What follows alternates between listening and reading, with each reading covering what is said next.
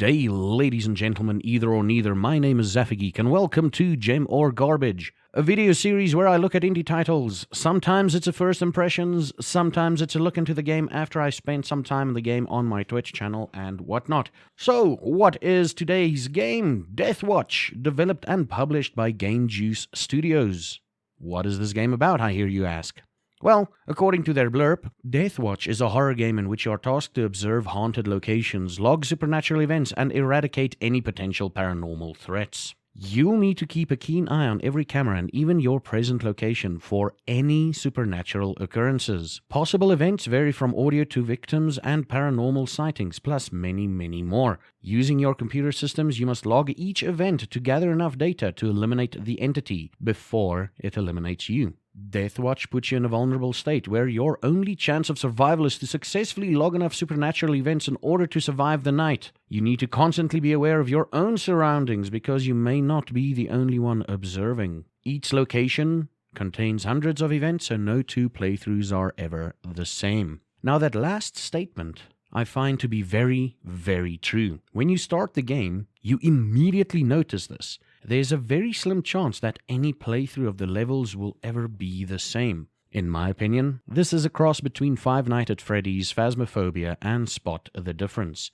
And I do find myself enjoying a random game of Spot the Difference every now and then. The atmosphere in this game is amazing. I have found myself logging out of the computers to look at my surroundings just because the entity made a sound or opened a door somewhere. Opening the door is going to be important later on. Most of the time it's just a noise, but the game has the ability to lull you into a false sense of security, and then you get jumped by the entity, or jump scared. Basically, each event you log on the cameras, this is now like the Spot the Difference section of the game, will give you an R or G or B value that the entity is not a part of. And once you have the RGB value, you can exercise said entity. The game starts you off in one of 4 locations, and each location has a certain set of areas that cameras observe, including, obviously, your surroundings. You have to log out of the cameras to look around in your surroundings, where your equipment is located. And you have to take note of anything that changes, from objects moving, disappearing, or even extra objects, through to the camera and the lights being messed with, blood splatters, and audio cues. Yes, you even, like I said, you have to look around the area that you find yourself in. And most of the time, the entity haunting the location actually try to sneak up on you, but luckily the entity is afraid of light. But then they add an extra layer of suspense, where the little light you have in your area goes out, even the flashlight you're holding. This usually happens, I found, as you either get closer to cleansing the location, or if you take too long to suss out the entity. The sound design is amazing, and sometimes the audio cues gives you a hint of what is happening. For example, remember that door thing I told you about earlier? You could hear a door opening, and that means either an actual door opened somewhere in the areas, or even your room, or a cupboard door opened somewhere. And you will find yourself questioning whether or not a cupboard door was open. The entity's breathing will occur at a certain point, and usually when you look around in the direction you heard the sound from, you will get jump scared, trust me. The location design is believable enough to immerse you into the game. The only negative is that there are only 4 locations currently in the game.